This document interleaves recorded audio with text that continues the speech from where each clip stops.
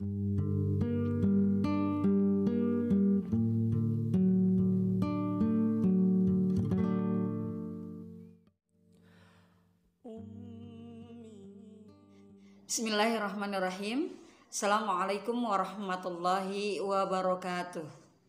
Kita berjumpa kembali pada video pembahasan materi mata pelajaran pendidikan agama Islam dan budi pekerti dengan materi memahami makna beriman kepada kodo dan kodar. Semoga kalian semua dalam keadaan sehat dan tentunya tetap semangat. Oleh karena itu, mari kita simak bersama video pembahasannya.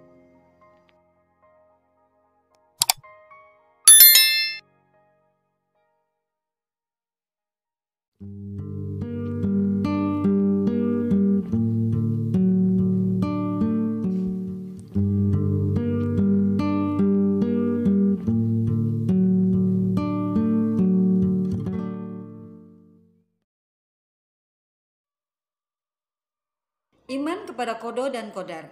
Beriman kepada koda dan kodar termasuk dalam rukun iman yang keenam, sebagai dasar kepercayaan yang wajib diamalkan tiap muslim. Sebab itu, ada beberapa fungsi yang dikandung dari beriman kepada kodo dan kodar dalam kehidupan sehari-hari. Wujud beriman kepada kodo dan kodar tersebut artinya percaya dengan sepenuh hati bahwa Allah Subhanahu wa Ta'ala telah menentukan segala sesuatu yang akan terjadi pada makhluknya. Meskipun begitu, manusia tetap harus berusaha dan berikhtiar.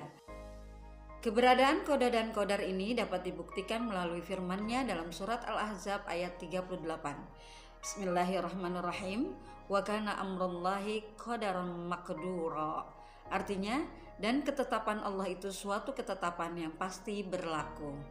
Bagi seluruh umat Islam tentu mengetahui dan memahami bahwa segala sesuatu yang terjadi dalam kehidupan merupakan takdir dari Allah Subhanahu wa Ta'ala. Baik itu sebuah kehidupan atau kelahiran, rezeki yang didapatkan, hingga kematian yang datang pada seseorang. Bukan hanya itu, semua hal yang terjadi dalam hidup manusia merupakan campur tangan dari takdir yang digariskan oleh Allah. Dengan begitu, seluruh umat Islam sudah semestinya mempercayai hal ini, bahwa Allah adalah Zat yang Maha Kuasa, yang memiliki segala kekuatan untuk menciptakan dan memberikan keputusan dalam berbagai urusan manusia dan makhluk hidup lainnya. Bahkan, percaya kepada hari akhir atau koda dan kodar merupakan salah satu iman Islam yang harus dimiliki setiap umat Islam. Untuk menumbuhkan kepercayaan ini, tentu perlu dipahami terlebih dahulu mengenai pengertian koda dan kodar menurut agama Islam. Kedua istilah ini memang mempunyai bentuk kata dan pelafalan yang mirip. Bahkan, koda dan kodar sering dipahami oleh banyak orang memiliki arti yang sama. Antara kodo dan kodar adalah dua hal yang berbeda. Begitu juga dengan pengertian kodo dan kodar. Untuk itu, kita perlu memahami makna dari dua istilah ini dengan baik. Selain itu, perlu diketahui pula manfaat keutamaan yang akan didapatkan dengan beriman kepada kodo dan kodar. Seperti yang telah disebutkan sebelumnya, meskipun terdengar mirip, namun pengertian kodo dan kodar berbeda. Kodo dapat dipahami sebagai putusan Allah pada azali atau mengenal suatu hal yang akan menjadi apa kelak. Sedangkan kodar merupakan realisasi Allah atas kodo terhadap diri manusia sesuai kehendaknya. Dengan begitu, dapat dipahami bahwa kodo merupakan suatu kehendak Allah yang akan terjadi kelak kemudian hari. Sementara kodar merupakan bentuk realisasi atau bentuk nyata dari kehendak yang telah ditetapkan Allah sebelumnya. Sebagai contoh, sesuai dengan kehendak Allah akan menjadikan seseorang menjadi orang yang alim atau berpengetahuan merupakan kodo. Sementara itu, penciptaan ilmu di dalam diri orang tersebut merupakan kodar karena hadir sesuai dengan kehendaknya. Setelah memahami pengertian kodo dan kodar, perlu diketahui pula bahwa perintah Allah bagi setiap umat muslim untuk beriman kepada kodo dan kodar mempunyai manfaat tersendiri. Orang yang mempercayai atau menaruh iman kepada takdir Allah, ini bisa menjadi bekal untuk menenangkan hati ketika ditimpa suatu musibah. Dengan beriman kepada kodo dan kodar, seseorang akan percaya bahwa kenikmatan dan musibah dalam kehidupan yang akan datang silih berganti. Seperti ketika seseorang diberi kesehatan oleh Allah, pada waktu lain orang tersebut dapat ditimpa suatu penyakit. Atau saat seseorang diberi kekayaan, di lain waktu Allah bisa memberikan musibah pada orang tersebut yang menyebabkan dampak kemiskinan. Dalam hal ini, iman kepada qada dan qadar berguna sebagai penghibur setiap umat manusia ketika tertimpa suatu masalah atau musibah. Dengan hal ini, manusia akan meyakini bahwa seberat apapun masalah yang sedang dihadapi tidak akan bertahan lama dan Allah akan menggantinya dengan keadaan yang lebih baik sesuai kehendaknya. Bukan hanya itu, orang yang beriman pada qada dan qadar akan bersabar dan selalu bersyukur dengan ketetapan yang diberikan oleh Allah Subhanahu wa Ta'ala. Hal penting yang perlu diingat bahwa setiap ketentuan yang diberikan Allah selalu mempunyai manfaat kebaikan bagi siapapun yang menerimanya. Setelah mengetahui pengertian qada dan qadar, terakhir perlu ditekankan kembali bahwa Allah telah mewajibkan setiap umat manusia untuk beriman kepada takdirnya.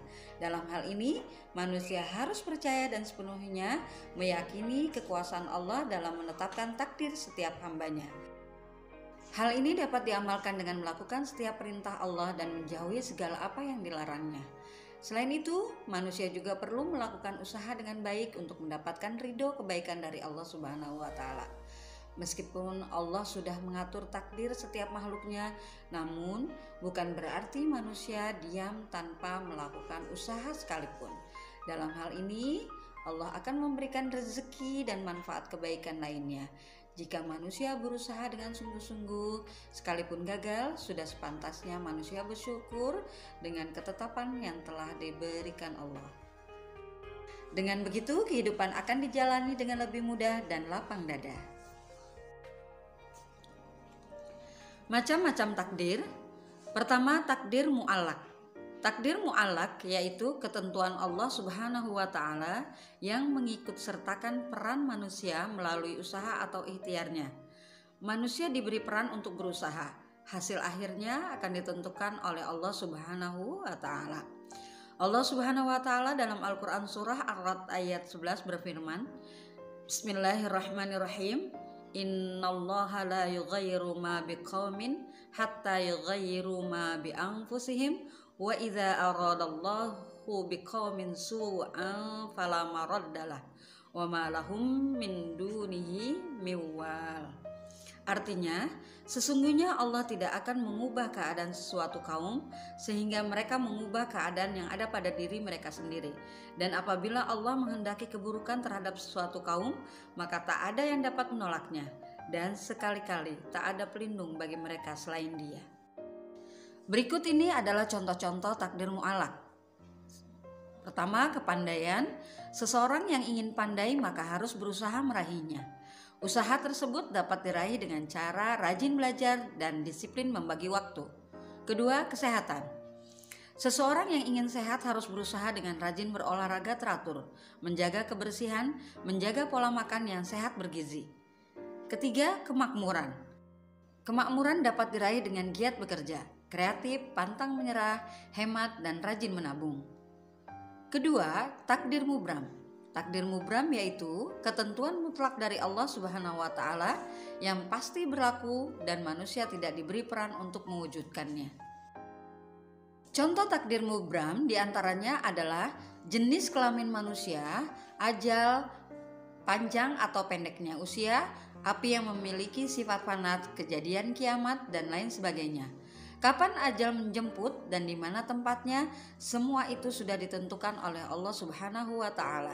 Jika sudah tiba ajal menjemput, semua orang tidak bisa mengelak, tidak bisa lari, tidak bisa mundur, dan juga tidak bisa dimajukan. Inilah salah satu contoh ketentuan Allah Subhanahu wa Ta'ala yang disebut dengan takdir mubram. Untuk lebih jelasnya, berikut ini adalah ayat Al-Quran yang menjelaskan mengenai ajal. Allah Subhanahu wa Ta'ala berfirman dalam surah Al-A'raf ayat 34. Bismillahirrahmanirrahim. Walikulli ummatin ajal. Fa iza jaa ajaluhum la yastakhiruna sa'atau wa la yastaqdimun.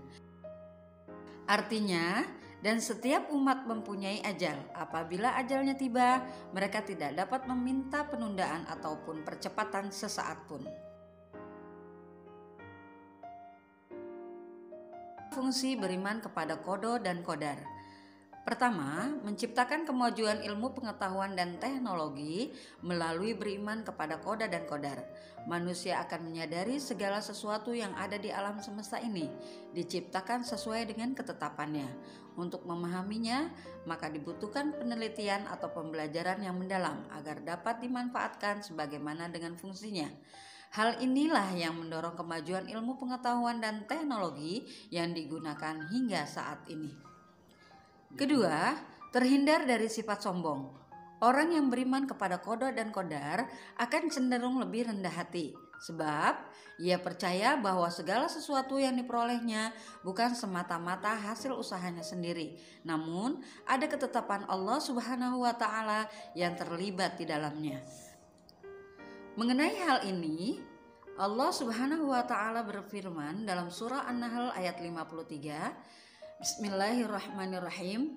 Wa ma bikum min nikmatin faminallah tsumma idza massakumud durra fa ilaihi tuj'arun.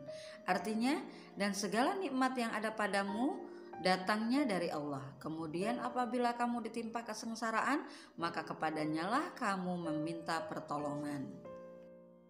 Selain itu, akan tertanam mindset atau pemikiran bahwa segala ketetapan dari Allah yang ditimpakan untuk seseorang pasti mengandung hikmah di baliknya. Melatih kesabaran. Seorang yang beriman kepada qada dan qadar akan tetap tabah, sabar dan tidak mengenal putus asa pada saat mengalami kegagalan. Ia menyadari bahwa semua kejadian sudah ditetapkan oleh Allah. Allah Subhanahu wa Ta'ala mengingatkan agar manusia tidak berputus asa melalui surah Yusuf ayat 87. Bismillahirrahmanirrahim. Ya bani yadhhabu fatahassasu min Yusufa wa akhihi wa la tay'asu mir rauhillah. Innahu la yai'asu mir rauhillah illal qaumul kafirun. Artinya, wahai anak-anakku, pergilah kamu, carilah berita tentang Yusuf dan saudaranya, dan jangan kamu berputus asa dari rahmat Allah. Sesungguhnya yang berputus asa dari rahmat Allah hanyalah orang-orang yang kafir. Selanjutnya adalah hikmah beriman kepada qada dan qadar. Pertama, selalu bersyukur atas nikmat yang diberikan Allah Subhanahu wa Ta'ala, sebab percaya bahwa takdir Allah merupakan ketetapan yang terbaik bagi seluruh makhluknya. Hikmah yang kedua, selalu rendah hati bahwa segala sesuatu yang terjadi itu semua berkat kehendak Allah. Hikmah ketiga, selalu berjiwa optimis dan tidak putus asa saat merasakan kegagalan. Mungkin Allah akan menggantinya dengan cara lain yang lebih baik. Hikmah keempat, membiasakan diri untuk bersikap sabar dan tawakal kepada Allah Subhanahu wa Ta'ala. Demikian yang dapat disampaikan, semoga bermanfaat untuk semua. Terima kasih. Akhirul kalam, wabillahi taufiq wal hidayah. Wassalamualaikum warahmatullahi wabarakatuh.